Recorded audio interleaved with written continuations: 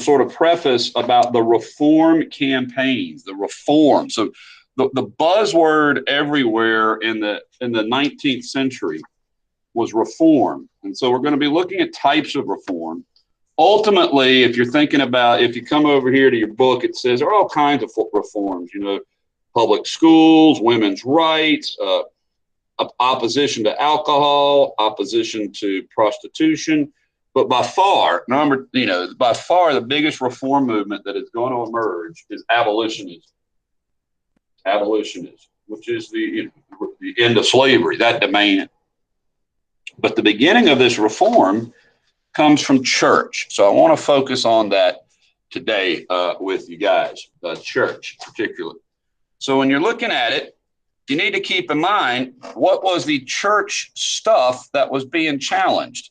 So I wanted to take you back to the end of the 18th century and talk about the role of a key intellectual movement that comes out of this, this idea of the Enlightenment. So you guys remember the name Thomas Paine? What as AP students should you most associate with Thomas Paine? The pamphlet Common Sense. That's right. Written in 1776 to inspire the American public to support the revolutionary agenda. But Paine was more than just a revolutionary writer in terms of the political revolution. He was also a critic of organized religion. And so what he wrote, which was a sort of landmark work of philosophy, is called The Age of Reason.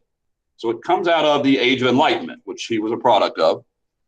And he was very critical of, well, organized religion. Now, he and his supporters were not atheists.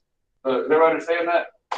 But he is one of the most leading proponents of an idea called deism. You can see a list of things, so you can probably imagine one of these things. This doesn't belong later on the test. So, what did he teach? Well, first of all, he said that this notion of divine revelation, so that would be like, the Calvinist perception of how you're elect, the sign of conversion, right? So he believed that that was fanciful, that wasn't real. Instead, we are created to have reason. So again, the period of the Enlightenment is product of the Age of Reason, which is the name of the book. He also rejected what Christians taught was the kind of idea that we are all born with something called original sin.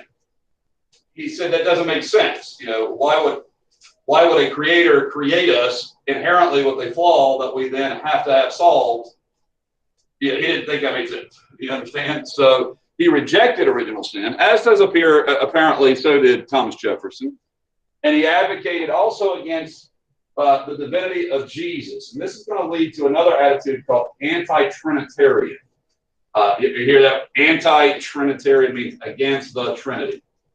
That church will become known as the Unitarian Church.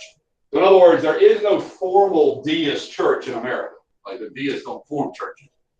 But there will be a group of intellectuals, particularly in New England, like Ralph Waldo Emerson, who reject the Trinity as a concept. Jesus was a cool guy, great on advice, got a lot of smart teachings and wisdom, not God on earth. All right, and so that becomes anti-Trinitarian or universal faith, kind of Unitarian church. Now, a lot of the Unitarians also are going to preach that the God of the Bible is the same God of the world's other great religions. So in other words, basically there's all one big religious God. Now that God, they believe, was the sort of supreme being. Everybody understand?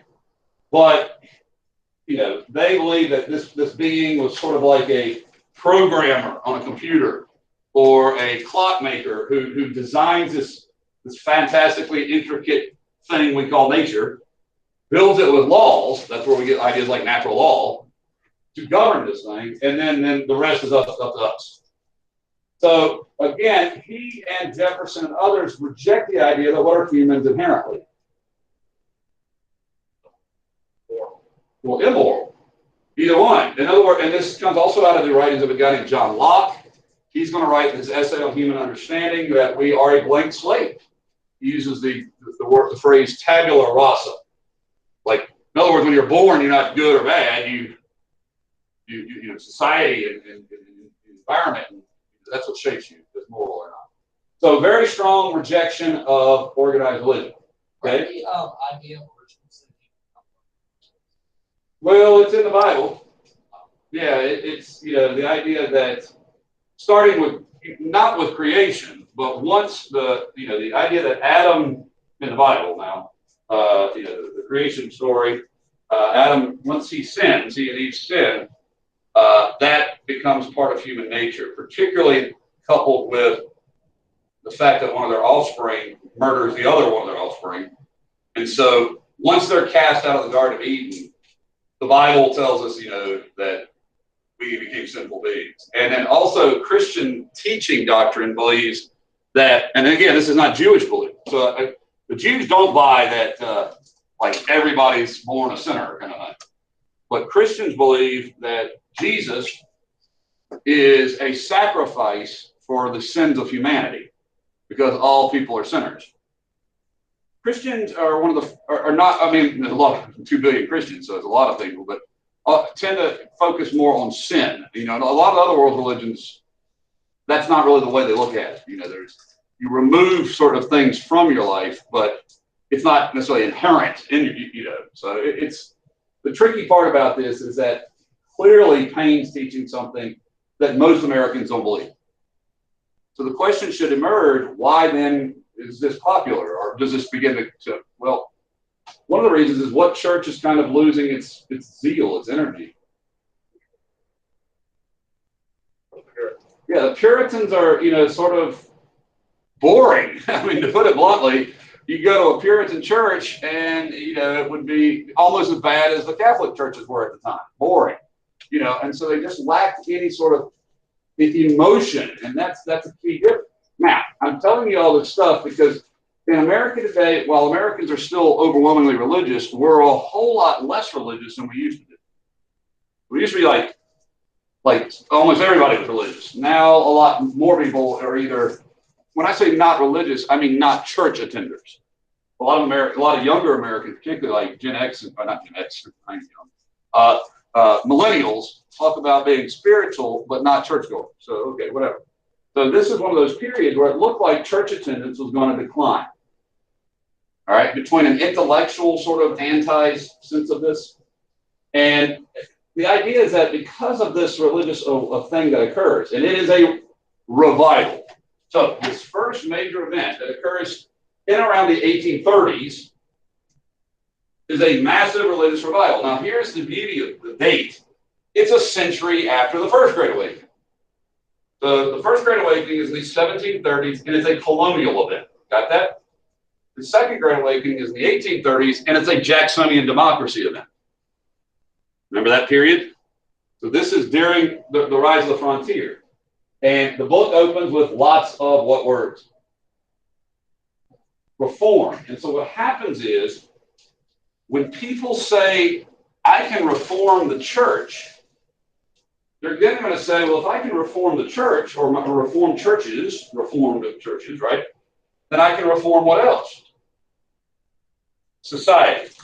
So out of the church reform of the revival is going to come lots of other reform movements. Everybody hear that? It's like the inspiration. Now, so instead of these people going to college and being inspired by their professors to have to make change, they go to church where they're inspired that they can affect the world they live in. Now, up until this point, seriously, what had many Christian societies done?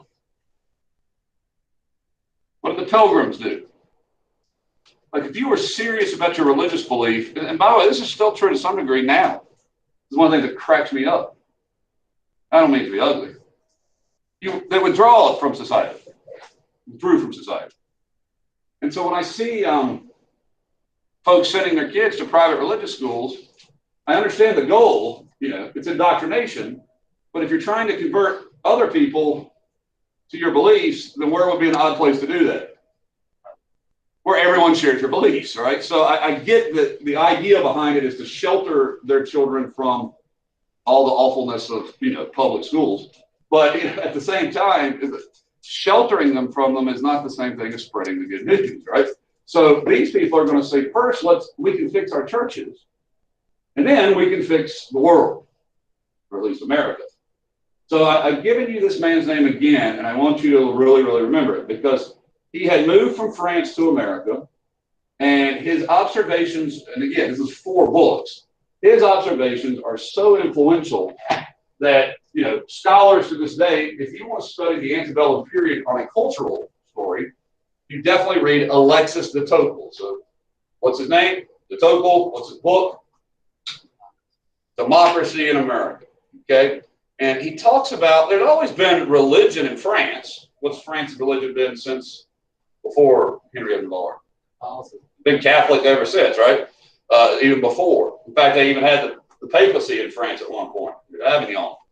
He says, I almost see the spirit of religion and the spirit of freedom pursuing courses diametric to each other. What does that mean? Okay, this is something that like hardcore Christians have a difficulty with. If you're a serious Catholic, then you are an obedient servant of Christ. You hear the word obedient what? Servant. You do what you're told to do. That's your function. So that doesn't really sound a whole lot like what? Freedom. If you're just following orders, that's only the opposite of freedom. Now, the idea is that you're sacrificing now for the freedom of when? The afterlife, right? Heaven. That's the theory, is that this sort of following the rules now. But it doesn't sound very free. In America, he says they're united because who can do what? What can you do in America? What's popping up everywhere? Oh, you guys don't get it. You live in the community that almost is the very pinnacle of it. You can go out here and form a church. You can form a church and run it the way you want to run it. Elect the pastor, or heck, be the pastor. It's so democratic in America. Our way of going to church is about as democratic as you could possibly do. When I say our, meaning non-Catholic. You mind, this Catholic still hierarchical. Now, of course, in America, it's a lot more, I'm not saying loose, but in these Protestant denominations, you can pretty much invent it. You can make it up out of whole cloth. You understood? And folks sort of did that. I don't say they made it up, but they were inspired. So religion, and also think about this line today. Religion as foremost as a political institution. What does that mean? Does that mean like theocracy? Guys, if you ask people why they vote the way they vote, they don't usually vote the way they used to. Military, foreign policy, right? Tax policy, budget management. It's on what? Gay marriage, abortion, right? A lot of people. Religious factors, right? In our society, politics and religion are very much what? Intertwined. Okay? And it's true, because if you're a religious person and a voter, does your religious beliefs influence how you vote? Yes. And so in France, where there is everybody's Catholic and you didn't have any voting rights, then of course you didn't have any freedom, right? In America, everybody has say in their government, so to speak. And a lot of people, it's the same way with your pastor. You hire or fire them, pay their salary, decide which church you want to go to on any given week. You're going to have to go to that one, go to a different. So it's just very, what word? Very democratic. Excellent. So we have religion in America is very democratic. And that's something that who was having trouble with?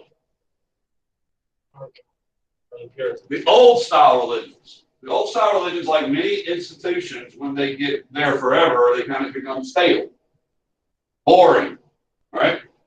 And so what happens is you have a sort of 1-2 punch occur. You have a lot of Christian Americans who are very concerned when this stuff becomes public. This is why they call Jefferson a who in 1800? An atheist, right? Because deism is sort of spreading the news kind of thing, right? They also don't like this. A lot of normal sort of rural Americans really can't stand what? Intellectual, stuff, that kind of stuff, right? Oh, smart people stuff. That sounds stupid. All right? So that means there needs to be some sort of movement. we're going to have a movement. You ready? I think we're going to have a movement. I'm about to turn my clicker on. Yep, there it is. My clicker might be dying, y'all. No, dying clicker. What did I do to it? All right. Well, I'll work on this. Let me ask y'all something. Can you really achieve perfection? Well, besides me. No. Huh? Well, you're right. Perfection is not a human characteristic. So why would you pursue it? Is that what you're saying? To be the best you can be? That's fair. Not trying is worse. Yeah. How about that? So yeah, even if you're not perfect, you're gonna be a lot better off than maybe you were, right? So what are they trying to perfect? Yeah, I got it. What are they trying to perfect, y'all? Gotta get this, because y'all aren't hippies. Y'all are protesters yet. You're sheeple mostly at this age, because you can't help it. You're growing out of being sheeple. Some of you are growing into like extraordinary sheepdogs and powerful mountain lions. But yeah, sheepdogs, like the guard dogs, you know. But when you're 14, 15, 16 years old, tragically, you're told how to think, what to do, a lot, right? So that doesn't mean you tend to grow up to say, how can I make things better? How can I change the world to be better? I wish you would. And some of you do. You join clubs, but then you're like, yeah, but I do that so I can get into college. And I'm like, yeah, that sucks. All right? You understand? Because if you're not really believing in the thing, then why do the thing, right? So these are some people who thought you could actually make society better. Society. Like, I think the idea of child trafficking is bad. But I'm not doing anything to stop it. You understand? Yawn. That's the problem with that. There are about 6 issues that I work really hard to try to change. You understand? Maybe I'll add that as a 7th. But if you're not trying to make anything change, well, there's an old adage, it's probably a fallacy, but I still like it. If you're not part of the solution, you're part of the problem. And these people began to see themselves as say, hey, we can make a change for the what? Now, I agree. You can be neutral. You don't have to be part of the solution or the problem. You can be what we call a free rider or sheeple, right? Yeah, just along for the ride. But keep in mind, guys, life and this life is not preparing you for another one of these unless you believe in Hinduism. All right? This is it. What did the M&M say? Don't miss your one shot to blow. I'm not exactly sure what that means, but you got one chance. When it comes to this world, yeah. So they're like, let's make the world a what? Look at the preamble to the Constitution of the United States. With the people of the United States, in order to form a relatively decent union. Is that what it says? The perfectibility. Guys, this is a utopian vision, but it doesn't mean you actually are trying to create the utopia. You're trying to, along the way, it's going to be better. It's like climate change. Okay? Let's say climate change isn't real. And the only outcome that comes from it is a cleaner, healthier world. Gee, that sounds awful, right? So, you know, I'm joking. You know, by the way, I do believe that climate change is real. But in some cases, when you're trying to make life better, even if you don't get there all the way, they feel like it works. So what are they trying to change? Well, it starts with where it happens. So I want to give you a term for it. It's called the burned over district. So it's a revival. They preach so much hellfire and brimstone that the figurative name for this area is burned over. And by the way, it's exactly along the route. Anyone? Anyone? No, sorry. Erie Canal. Yes. So the towns, that's good. it spreads along the Erie Canal. The burned over district. All of these churches appear. There's tons of them. See them? But it also spreads because of what other thing? You can actually see it almost overlaid. Railroads and canals. So it starts where? I kind of got this backwards, I guess. Sorry. Starts where? What state is this? This is Utica, Seneca Falls. Yes, this is New York. All right, on the shores of Lake Erie and Lake Ontario. Upstate New York, we would call this today. Western New York. All right, western and upstate. So right here, all along the shores of the Great Lakes. And along what thing, as you mentioned? Erie Canal. And then from there, it's going, bless you. From there, it's going to spread to Ohio, Indiana, Illinois, even Lynchburg, North Carolina. All right, so it's going to spread out like a virus of reform religion, all right, or a heavenly blanket of reform religion, or hellfire and brimstone, so the burned over district. So what are elements of it? Well, first of all, huge revival camp meetings. By the way, folks, this one is way bigger than the first Great Awakening. You see how much space it involves? Much bigger. A lot more people show up. We have what are called the tent revival meetings or camp revival meetings. These are massive, like encampments. I would equate this today to going to Floyd Fest or Bonnaroo, where thousands of people come and hang out in tents, and then they go, instead of seeing a concert, they see a what? They see a Peter Cartwright, all right? One of the great pastors of all time. So Cartwright was a minister, and he was a Methodist. I definitely want to draw attention to his denomination. Now, Methodism had come into America with John Wesley through Georgia up in the 1700s, but now, on the frontier, Methodism is going to explode. Now, he's what we call a circuit rider. That means he rides from town to town and gives big revivals. That's why he says my district was 400 miles long and covered the west side of the Grand Prairie. Now, for him, the west side of the Grand Prairie is, for us, this. This is the Illinois and Indiana. This is where he was, right here. Okay, this is his circuit, right around there. Around Indiana and Illinois. And then this fella who preached, but also was he president of a college, Oberlin College. His name is Charles Grandison Finney, also a Methodist. All right. And these guys invented, really, for lack of a better phrase, almost, that's the best way to describe it, would be enthusiastic religion. So they would they would like pretend to wrestle Satan. They had the conversion bench, which is where you would sit on the front row if you were not a born-again Christian. And they would preach directly for you, the non-born-again believer or non-believer.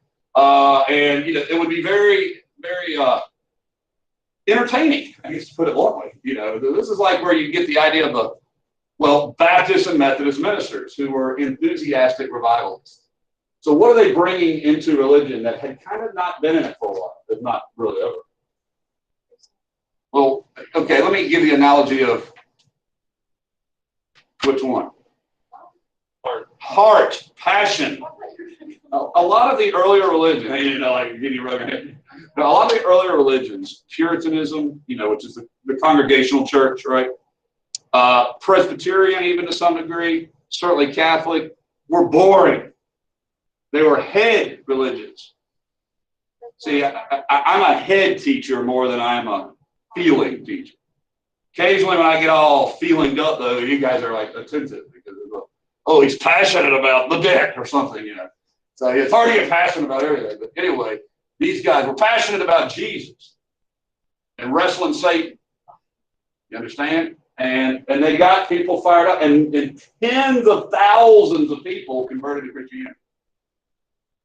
Went to these. Now, this is going to be one of those ones where the Christianity part kind of wanes after a while. People got all fired up. This is the revival, and then after a while, but lots of people converted during these things. So please know Charles Finney, president of a college. Oberlin College, and then the circuit rider, Peter Cartwright, God's plowman. All right.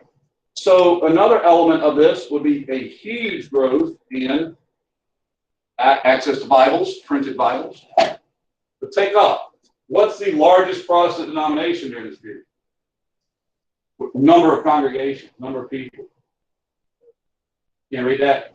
That's all right. The Methodists. Yes, good. They go from 2,700 to almost 20,000 in a 40-year period. Baptists, another 10,000 Baptist churches. Now, why then did the Catholic Church grow so much during this period? It's great to touch on multiple topics. Come on, look at the dates. Immigrants, yes. This is the immigrants. The famine Irish are here, y'all. So, not a part of the Second Great Awakening, but definitely new to America, right? So lots of church attendance, skyrocketing, but particularly which two the most? Which two gained the greatest number of adherents? Baptists and Methodists tend to be the most located where, by the way? South. The South. Tend to be most located amongst rural Southerners. All right, the rural South. So what you're going to actually see shape up here is the old-timey religions are going to be more headquartered in the Northeast. Now, eventually, these Southern religions, the Baptists and Methodists, are going to come into trouble with themselves because Baptist is not a just Southern denomination. And long before the Civil War, I mean, over a decade before the Civil War, what does the Baptist church do? It splits in half. There's a reason why you have a Southern Baptist convention. There's a reason why you have Southern Methodism. Anybody know why? Okay, fair enough. Baptists could not agree on their view on slavery. Southern Baptists wanted to continue to preserve the institution of slavery. Northern Baptists thought it was not proper, immoral. So the Baptist church in America splits during this period. And that is very, as does the Methodists, and that is very foreshadowing of the Civil War. Because when you have church denominations which can't agree on a subject, you know that, and then divide the entire church over. So, but the Baptists and Methodists do very, very well. And I would know this. Thousands of new Christians, tens of thousands, really. Much bigger in scale, all over the frontier. Way more democratic, too. The Baptist churches in this community are run locally. There is no hierarchy above that. You know, that's it. They may have some membership in something called the Southern Baptist Convention, but they don't answer to it. You understand? Very democratic, particularly these two. But for our course, the most important result is this part. Because who are going to be your regular churchgoers? This is interesting to me. See if you can figure it out or no. No, there aren't that many old people back here. Remember, half of all Americans are under the age of 30. You know? Yeah, I mean, it's fair. Old people are churchgoers, but not during that period. I mean, who were the majority of churchgoers? Farmers? Okay, that's a fair point. Keep trying. Other ideas. Leading to reform. That's the key. Look at the context.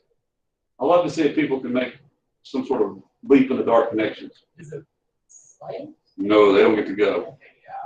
Well, they do the camp meetings some, but it's not. Slaves will not be leading reforms. Humanitarian means, all right, so a humanitarian is someone who uses their time to help others. So like charity or a good cause. So things like the Beta Club and Interact Club are supposed to be helping you learn humanitarian ideas. You know, the Boy Scouts, the Girl Scouts, your Sunday school class maybe. All right, well, the largest group of churchgoers are women.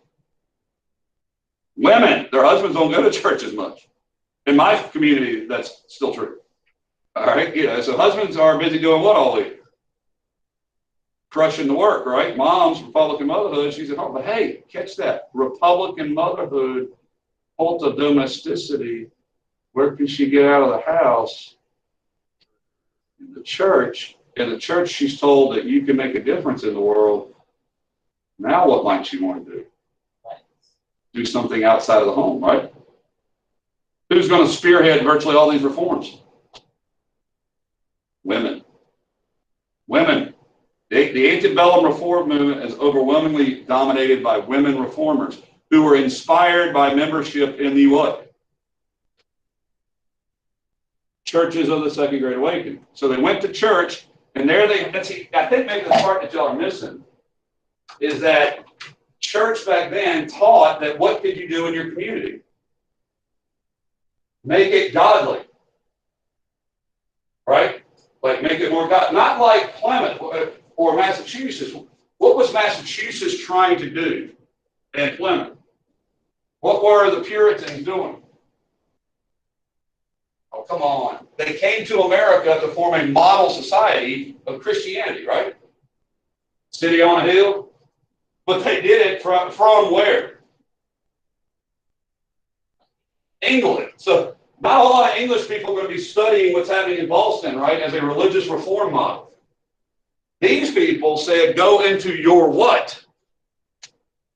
Your neighborhood, your community, and fix it of alcohol abuse and domestic violence. So you're going to use your religious beliefs of a moral person to make society more what? Moral. You guys get this? Keep in mind, this is a frontier that's not particularly known for its morality, right? Frontier types. And very much concerned about ideas like deism, right? Away from the Christian beliefs. What exactly? I'll take you back to deism and remind you. So, first of all, and really the best description of deism for me is going to be when we get to, we start doing your transcendentalists. But I'm not sure how much about religion or Christianity you know, but Paine, like so many of his generation, believed that the Catholic Church and the Church of England, keep in mind Paine's coming out of England, were false churches, that they were created with false doctrines. Perhaps most notably, they viewed the Christian churches, as like cults that followed Jesus and elevated him to something he wasn't. So, if you think about Jefferson as a deist, which he certainly was, and you think about the so-called Jefferson Bible, what Jefferson does and it's not really called the Jefferson Bible, that's what they print on it, but actually Jefferson's title for it was the Life and Morals of Jesus of Nazareth. So for your intellectuals, the deists particularly, they believe that there are elements of the Bible that were useful, like the Sermon on the Mount. Like things like when Jesus gives parables that tells you what's wrong, it's in society. So very moral, but not very supernatural, because what's taken from it? The divinity, that means the godness of Jesus. So, they believe that the Christian Catholic Church invented Trinity, which technically the word Trinity is not in the Bible. But when, in the beginning was the Word, and the Word was with God, and the Word was God, and at other points Jesus says, I'm the Word, people have put that all together to create this doctrine called Trinity. Father, Son, Holy Spirit, right? Deists say, no, that's not a thing. Okay? They say there's God. So when you think about Thomas Jefferson, a deist, think about the Declaration of Independence. You think about it? Any words coming on?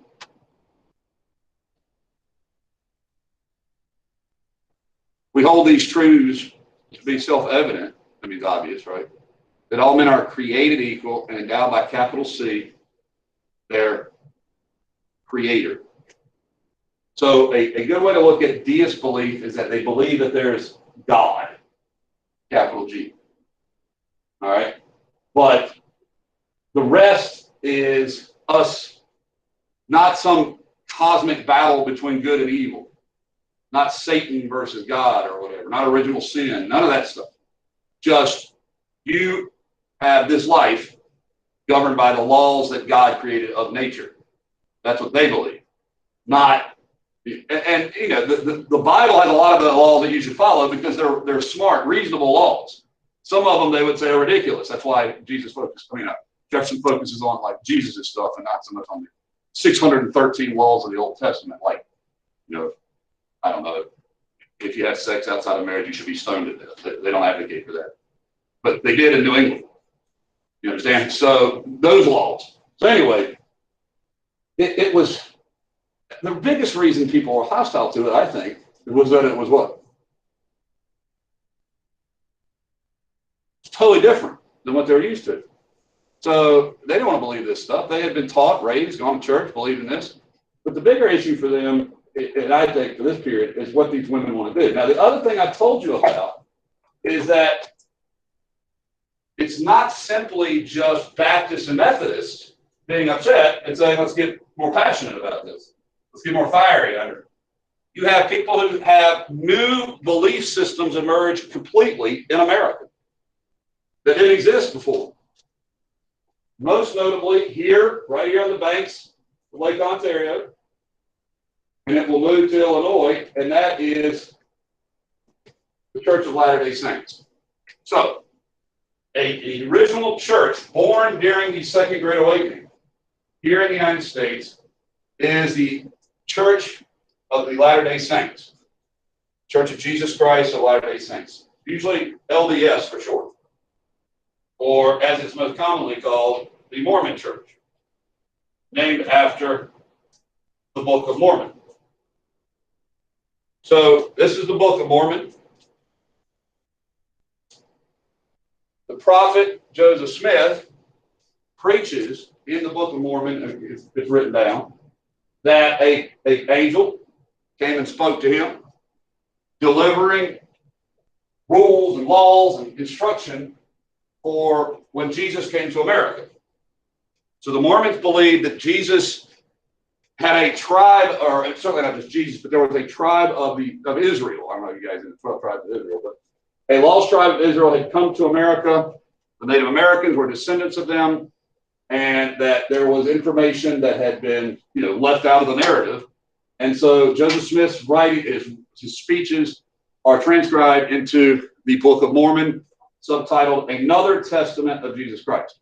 So this is an offshoot of Christianity, another new denomination, right?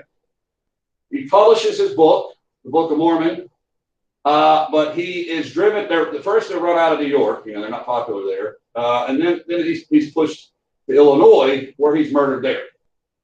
So Joseph Smith is taken out of his home and murdered by an angry mob. So the question should be, first of all, why kill a guy because he's preaching stuff? Why were Mormons the target for this violence?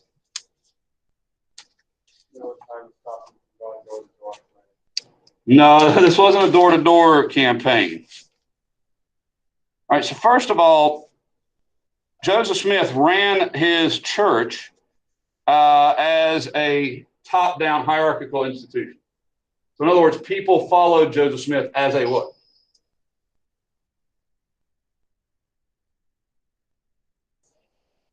Not a saint, but as a spiritual leader, right? So in other words, he was like, now I'm not going to say king, but he was like our spiritual leader.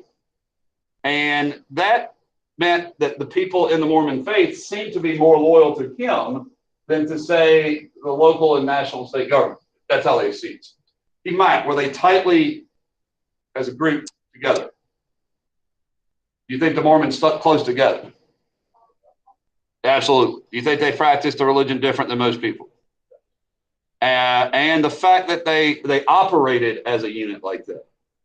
They had a military, a militia that they trained with.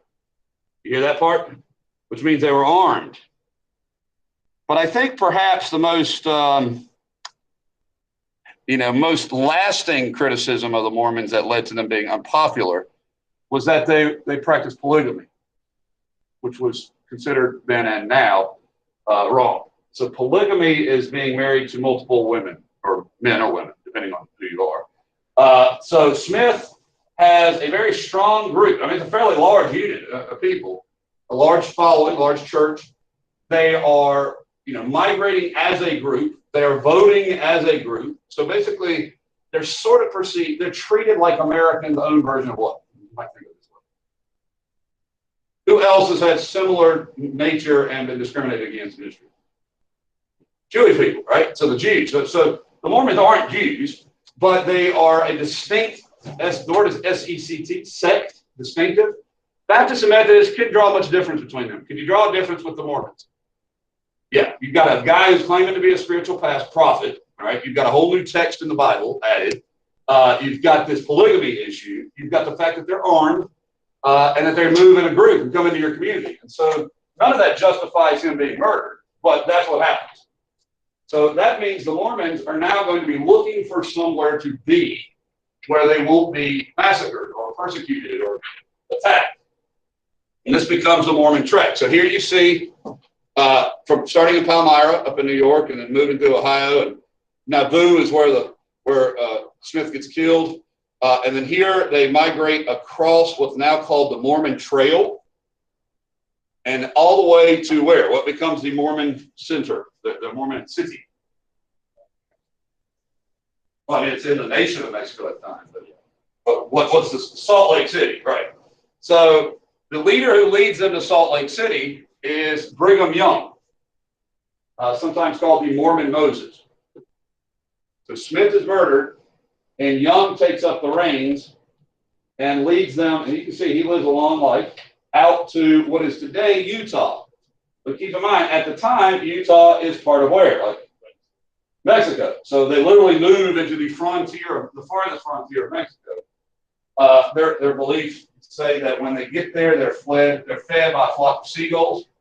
They're carrying food to them. Okay, there's a seagull there at Brigham Young University. So at Salt Lake City, you have the largest Mormon temple. Okay, and you have BYU, which is Brigham Young University in Salt Lake City. Now, his objective is to form a small, I don't want to call it country, but a region called Deseret. And for a while, that works. They are left alone by the Mexicans by and large. There is one major problem, though, and that is periodically frontier people who are going on the Oregon Trail move through Deseret. And that leads the Mormons to attack them. So you have what's called the Mormon War. Now, President Buchanan, now that is the president right before the Civil War, to get your chronology straight here. He will send U.S. forces out there, and in exchange, they're going to fight, basically. But Brigham Young, if he'll step down as leader and allow a governor of Utah, keep in mind this is after Mexico has been taken over, or half of Mexico, so to speak. So they pardon Young, and he'll live out his days. However, it takes them a while because the one condition to becoming an American territory, what do they have to give up? Besides Young stepping down. What do you think is still like a bridge too far? Polygamy. Yes. So they have to reject polygamy before they're allowed as a territory to the United States. They do. Ultimately, Utah will become a territory and then a state. Today, the modern LDS Church rejects polygamy as doctrine. Like they don't do that. Breakaway small groups have continued to practice polygamy. So maybe you've seen like a TV show like Sister Wives. Nonetheless, here is an example of what I was talking about this Mormon War. It's called the Mountain Meadows Massacre. You notice the date, September 11th here. These were folks headed to the California frontier, and they went through this area, through Deseret, and they were killed by these Mormon militia who perceived any Americans coming through their territory as potentially an attack. One way to keep yourself from being sleepy, is to take the sheet that I gave you. Don't come to school and not participate, plus not participate in learning. No point. You're wasting my time and yours. Okay? So make sure that you have both the leader that takes them there, right? Deseret on the Mormon trek, and that means the Mormons will be ultimately by 1861 part of the United States. Okay? By the Civil War. But they have to make some changes. Now today, the Mormon Church has had enormous growth. One of the largest churches, Protestant churches in America, growth rate-wise. So an original born American religious belief. There will be others. If you go back and look at this right here, you'll see the word Millerites. These are Adventists. Miller predicts that Jesus will come back. And then when the date comes and goes and they don't happen, then they're like, well, let's just keep practicing what he was teaching, except for that part. So Seventh-day Adventists are offshoots of that. Fourierites are communists. And we'll talk about Charles Fourier a little bit, but yeah, communalists, or maybe the better word than communists, communalists. And you're going to have lots of non-religious reform groups up here too, but definitely want to know what I've gone over first, okay? Now, let's shift away a little bit to other reform groups or other reform minds. So one of those areas of reform is schooling. Now, what state has always had the sort of landmark success in school? Well, states, you know, I have a friend who's a professor at Boston University, and she likes to remind anybody who we talked about that if you just took Massachusetts schooling and compared it to all the other countries in the world, Massachusetts would be like fourth in the world. You know, like if you take Alabama and Mississippi out, America skyrockets up. You know, but you get the idea. Nonetheless, Massachusetts has always led the educational movement. Keep in mind, the very first established schools in America were New England. Yeah, Harvard. Well, I wasn't going to college. I'm talking about like children's school, you know, like elementary school, you know, stuff like that. But yeah, definitely Harvard. Harvard was the first college in America. But this is, you know, tax support for public schools. They're the first, long before that happens in the South. Keep in mind, in the South, there's this attitude of why should I pay money to educate somebody else's bread? That's still true today. I remember trying to raise public attention to getting the bond referendum for the middle school. Lots of people are like, I don't want to pay any more taxes to educate kids. So when a government borrows money, it's called a bond. And we got a middle school out here. We got 4 new middle schools in the county, relatively new. And additions to the high school and renovations, right? Plus air conditioning, which I was kind of supportive of. But to pay for it, the county was going to have to tax people more. It was going to have to borrow money, really. So they put a vote to the county to vote in favor or not of it. If the county voted for it, that would signal to them, we want these buildings and stuff. Well, it passed by a 2-to-1 advantage. So 67% voted in favor of it. So that meant the county should borrow money to pay for the buildings.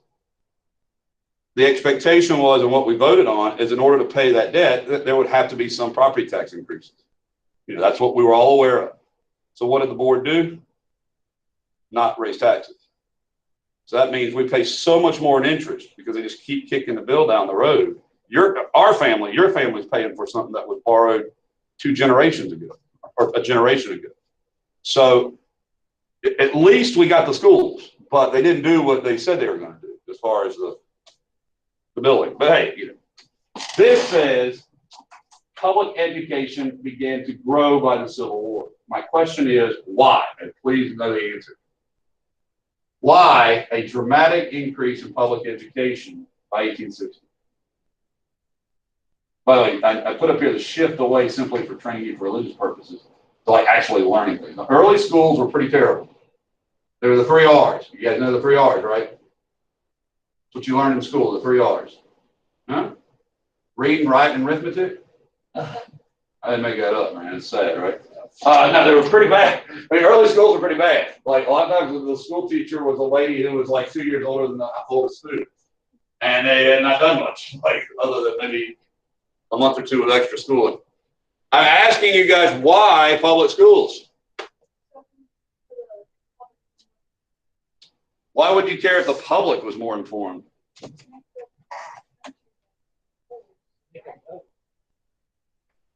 guys put it together. Addie and Landon got it together. She said the public needed to be more informed. I was like, who cares about the public being informed or not? And Landon said, because we got to be able to vote better. That's right. Public education goes at the same time in history as Jacksonian democracy. As the common man gets the right to vote, what does the not so common man need them to do? If you savages are going to have the right to vote, then you sure as heck better understand something about that, right? Otherwise, you'll be bought off by hucksters and snake oil salesmen. Lord knows they would never, right? You also, if you're going to end child labor, which they were trying to do during this period, got to send them somewhere. Hasn't that been a big dilemma this whole year? What am I supposed to do with my kids? All right. That's a fair question. You know, because we created a society where that's what happens, isn't it? So, better learning as voters, place for kids to, well, you know, be housed, obviously, but also the Industrial Revolution needs, this is where you guys come in, a educated middle class person, group of people. Now, most of the jobs of the Industrial Revolution, did you need an education for? No, but some of the jobs you did. And by that I mean like accountant, manager, right? So you start to see for the first time, and this goes back to the Industrial Revolution, an actual middle class being born. Not the middle class yeomanry of the South, which hadn't really changed much, but the people like maybe your parents are, people who don't make stuff for a living, don't grow stuff for a living, and don't work with their hands for a living. Right? Well, that's middle class. We call them white collar, right? But usually that would only have come out of where? What group would that have been historically? The elites. Only the elites paid for their kids to have any education. But now do we need more people than that? By the way, who pioneers that school system in the world? Anybody know? That training government officials and middle class people. A young man named Napoleon, all right? So he created high schools in France, and the idea took hold. Hey, yeah, an educated adult workforce is probably a good idea too, right? So slowly things are changing. But like I said, early on, education, basically reading, writing, and arithmetic, 3 R's. Until this man came along as superintendent of Massachusetts schools, Horace Mann. We call Horace Mann the father of American public education. And so this is where you and I have had issues, I think. I'm not simply here to tell you what material from history to regurgitate. All right? The old lecture would be, I would stand here and talk for an hour, and then I would stop talking, and that would be class. I had plenty of professors in college who did it.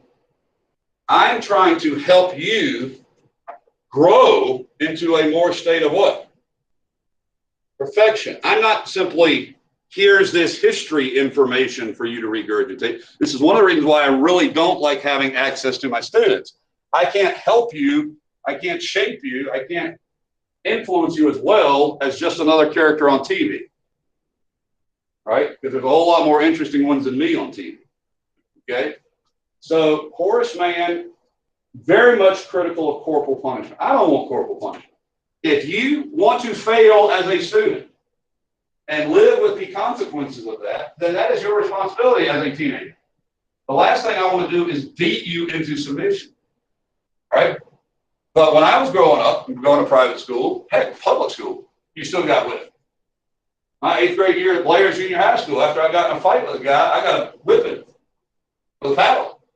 All right? Of course, I'm ancient, but, you know, that's what corporal punishment is, physical punishment. I had a nun, not a nun, she was a missionary. She would take my hand if I were drowsy like you were doing and slap it with a ruler right across the knuckles. Right? You didn't do that twice. Okay? So, physical punishment. I told you all about dunking rooms, right? Well, that's sort of the same thing. He also began to promote what we call normal schools. Normal schools are state teacher training programs. Folks, I will not lie. My experience at Virginia Tech prepared me more as a teacher of students so that when I came out day one, I was ready to go. That was very, very helpful. People think you can just wing being a teacher. That's very untrue. And having a good education program to teach teachers is essential. Same way with the church reform, and so we better teach priests how to be priests, you know. So Horace Mann, other key figures of American education. Our first textbook America didn't have textbook companies. We didn't have to be like manufacturer of textbooks. So there was a fellow named William McGuffey who created the McGuffey, eclectic means, filled with different stuff, readers, the McGuffey readers. And these would be, as a young learner, your textbook. So here you can see lesson 30 up here. It's how to spell fox and, pig and veal, food. So it's a food worksheet, so to speak, on spelling. And within it would be moral stories to teach that. Notice the quote is American values, puritanical values, Christian values usually, hard work ethic, morality, respect for being decent. These are good things. We're trying some sort of pathetic attempt at it here. Prepared, responsible, integrity, dignity, effort. You know what I'm talking about? It's not how it works. You don't do it that way. Yeah, but hey. So these books would be read by students and used by parents and teachers as the textbook. Today, I got textbooks coming out of my ear. All right, but back in the day, it was hard. Plus, these people are coming from all over the country. Now, I would add a third name that's not up here, I don't think. Yeah, I didn't put him up here. But the third name that helped, he wasn't a teacher himself directly, but he certainly influenced the American people, is a guy named Noah Webster. Because what Webster did was he collected American English into one dictionary during this period, and he standardized it. Webster's Dictionary. This is when it came out. So it's standardized American English. Keep in mind, American English ain't the same thing as British English always.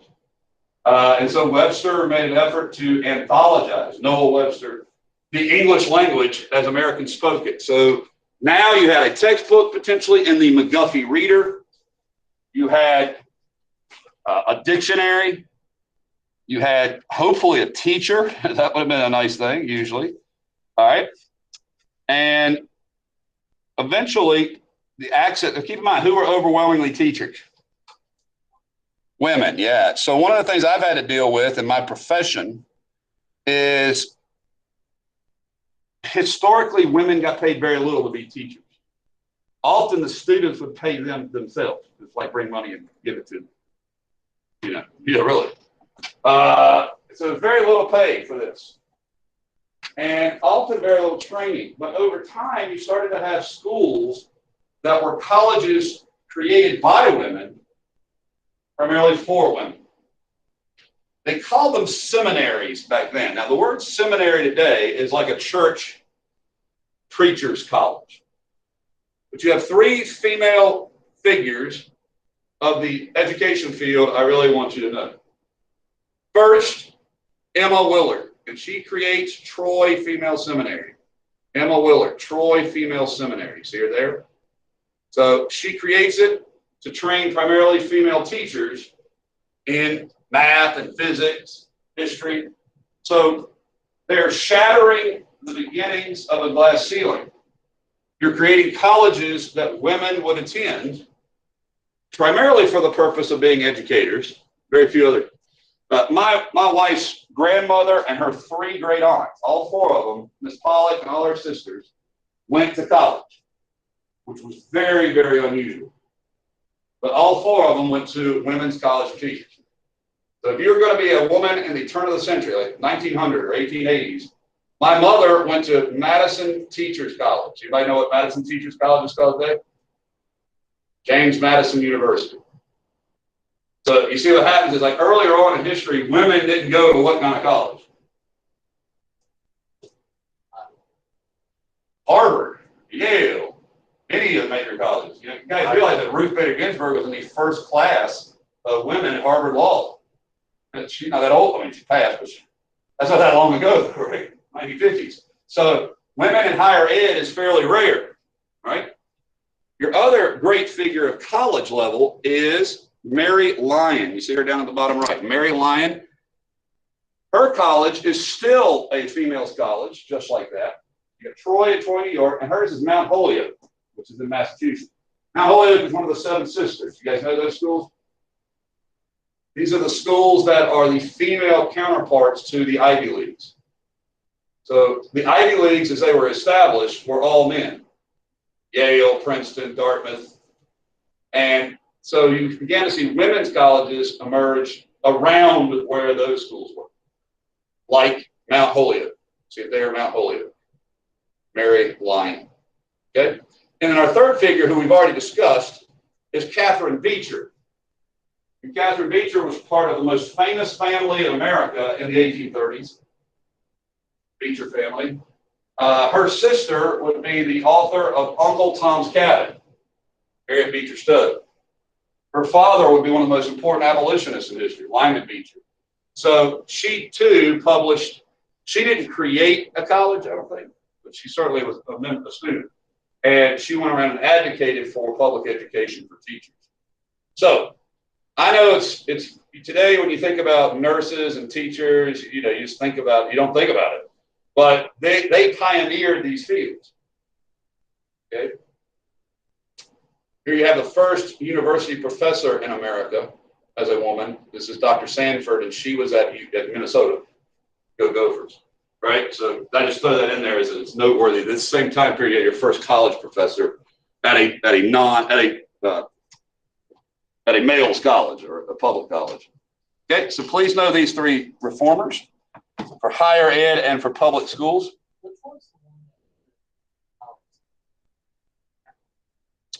Who went to, well, what happened is Oberlin was the first to be co-ed, I think. Right here? Is this what you're asking about? Well, no, it says on the reading guide, Yeah, Oberlin. Yeah, that's this college, the one I'm showing you.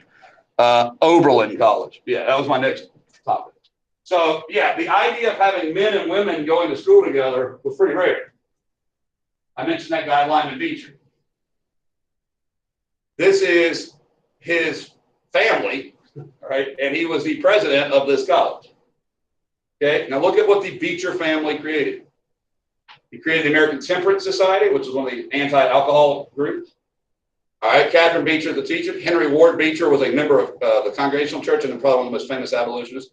Harriet Beecher Stowe, and then here's the suffragists. So every one of his children were what kind of people? Reformers. So at the end of your life, when you look back on, and you're going to say, well, what did I do with my life? Is your answer going to be, well, I cleared 100th level on Fortnite, or man, I really bought a lot of crap? I hope not. Because that's not much of a legacy. It really isn't. For these guys, they wanted to do something with their life bigger than just buying stuff. They wanted to make the world a better place. That's why, people, I think, who are important. And everybody else are just consumers. Okay? Now, as I mentioned, here's Oberlin College. Not only did Oberlin College have men and women go there, which was remarkable, notice anything else unusual about this picture? oh, it's interracial. Yeah. Yeah. Not only is it co-ed, it's interracial. That's right. It's desegregated. So Oberlin College was the first college that had white and black people go together to school. So very, very progressive. Now, it's in Ohio. You would see none of this stuff in the South, as you can imagine. What I love about groups like this is they put their money where their mouth was. They didn't just talk. They did it, which is awesome. So, yeah, that's Oberlin. Okay. Now, again, to get a sense of how difficult getting access to education was, I thought I would give you a neat little anecdote here. It's from the magazine Harper's Weekly. It says there's a Negro school at Meharron Station. By the way, guys, Meharron Station is Gretna. All right? Now, this is a national magazine. On the Richmond and Danville Railroad, okay, where the members receive scholars of all ages. Mrs. Antry of Lunenburg has an old cook, 72 years of age, I think it was it, who got it into her head that she wanted to learn to read and write the English language correctly. Here's this 72-year-old lady, but she didn't turn in her work one day, and so she got left in during recess. So they're making fun of her. The kid pointed in there and she's learning her letters. This is the Danville, Virginia Times, the newspaper. So this is after the Civil War.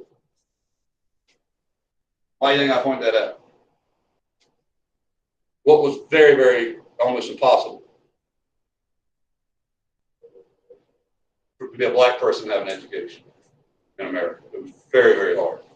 So, you know, this old lady here who's in her 70s is trying to read. The damn paper's making fun of her, you know, she gets left in for recess, right? But, I mean, just to imagine an entire history of a country where a group of people, that was not optional. For a long time, it was hard enough to get it for women, but to be a black person, forget it. Now, again, where would you normally see these things?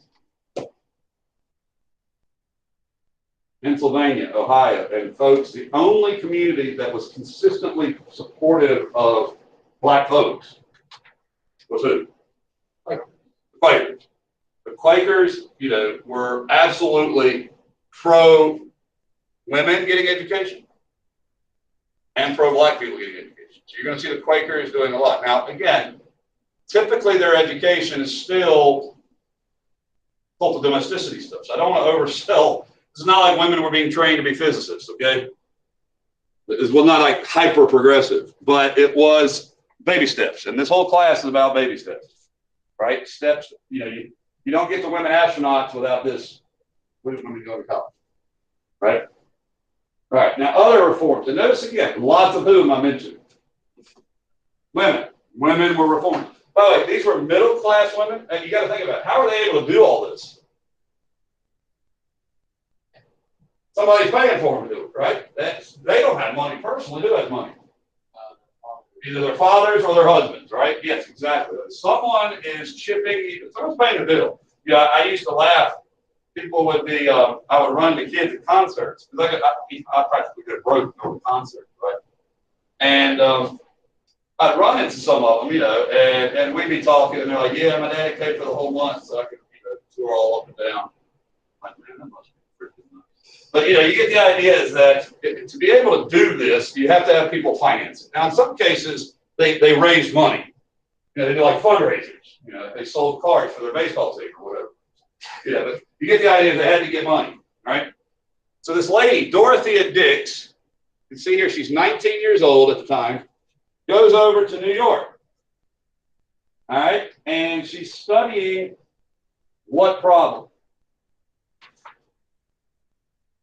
Comes all the way down North Carolina, ultimately to Raleigh. What's an asylum? A mental institution. Mental institution, right. And this is not mental health care like what we think of. She discovered that people were locked in cages, chained to walls, covered in their own feces. What was America not yet knowledgeable about?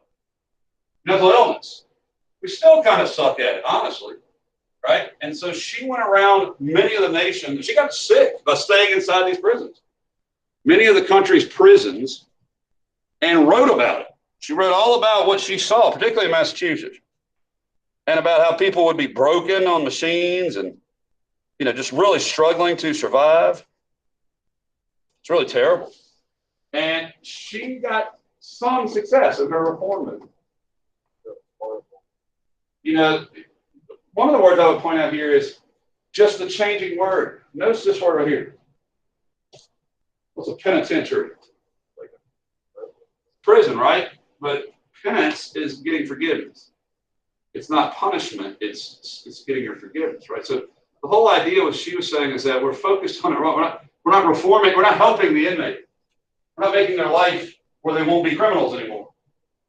You know, they're just housed there. And then eventually they'll get out and they'll be criminals again. Right? Or we're just housing the mentally ill as if they were criminals. Or worse. And so her reform leads to major reform in both prison reform and in mental health. And you're driving down through Raleigh on 40, you will pass Dorothea Dix Highway. There's a large mental hospital right there in Raleigh, that's it, that is in her name. Okay? Now, before I go to temperance, I realize I need to go back for a minute to education. And I need to make a slide, but I don't have it today, so I'll just tell you about it. So what about a lot of the adults who didn't get access to education? Your book is going to mention something that I should mention too, which was very, very popular for lots of people. And that was something called the Lyceum Lecture Circuit.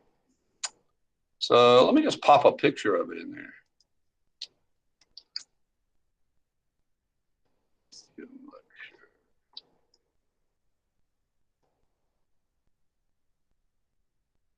So you would have these large-scale speaking events that were designed to be like guest lecture series.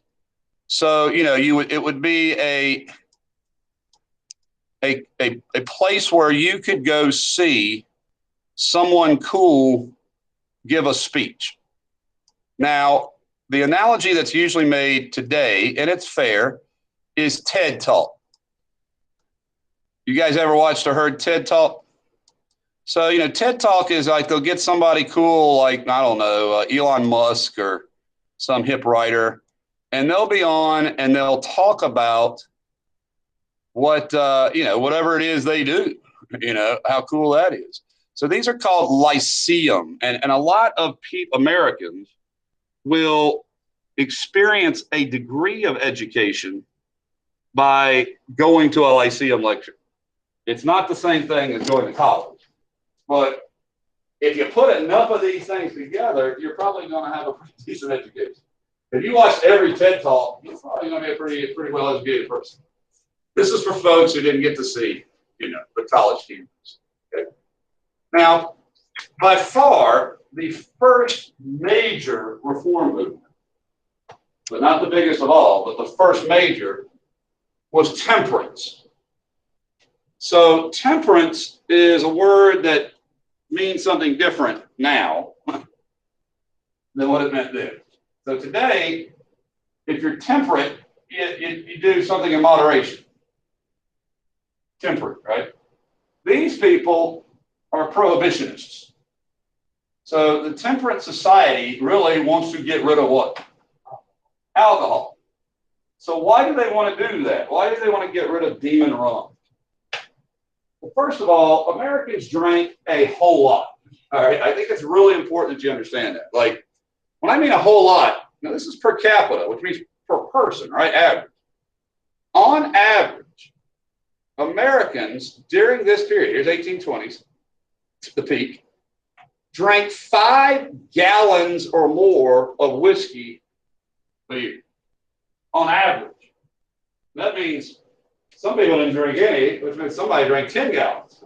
So this is a lot of drinking in gallons. Now, yes, I could probably do that, but I'm a fat old guy, right? This is a lot of alcohol consumption. And that led to all kinds of problems. For example, chronic absenteeism at work.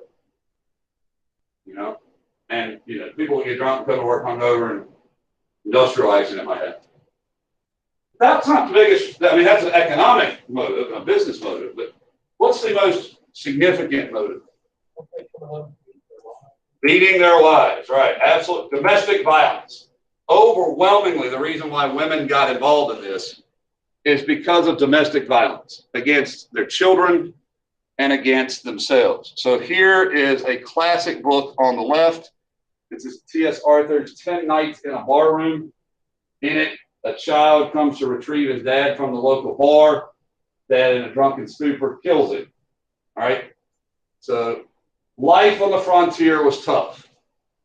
Alcohol was there was no antidepressants or anti-anxietyals or anti-much anything. So self-medication means you drink a lot of alcohol. And it led to a lot of violence. Here's that Beecher family, very much temperate. This is the tree of temperance, and it has lots of virtue on it. Okay? Industry, sobriety, just all the fruits of being. By the way, they love, you guys remember Old Hickory?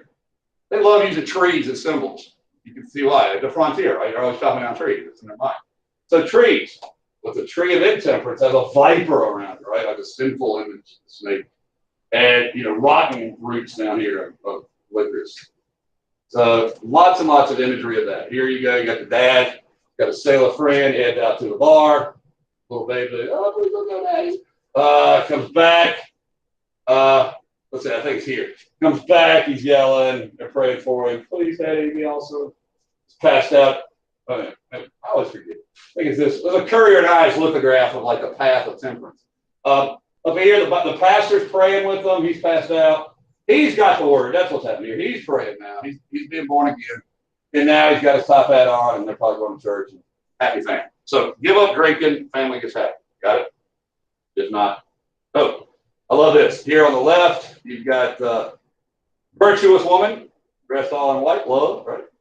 Then over here, you got Temptation Alley. Then you got here the woman's holy war, smashing whiskey. Oh, smashing whiskey. Now, so you get the idea. The Temperance League was a huge group, and by far the largest first major reform movement.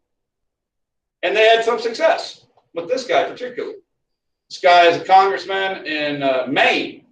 He's an elected official in Maine, and he pushes through and gets passed a law banning alcohol in Maine. So long before Prohibition of the 1920s, 1851, Maine outlawed alcohol. All right. So we look at Prohibition and the Roaring Twenties, and we're like, man, that would seem like a dumb idea. Well, it was an idea that had been 100 years coming. 100 years they've been trying to do that. Okay? Temperance banners unfurled. All right. A remarkable spectacle they see in part of Maine. Temperate men and nothing but temperate men. Did it work? Some. Absenteeism went down. Productivity went up. Right? But it wasn't done across the country, obviously. So at least there it worked. All right. What time? Got time to. Yeah, we'll take up women's rights tomorrow. Okay. We'll talk about the women tomorrow. So before we finish, let me see if there are any off this little outline that I gave y'all that you want to take a look at and ask me questions about before I head out. Anybody online interested in anything? Need responding? I'm going to stop the share and the present, but I will listen to any questions about your chapter guide or any other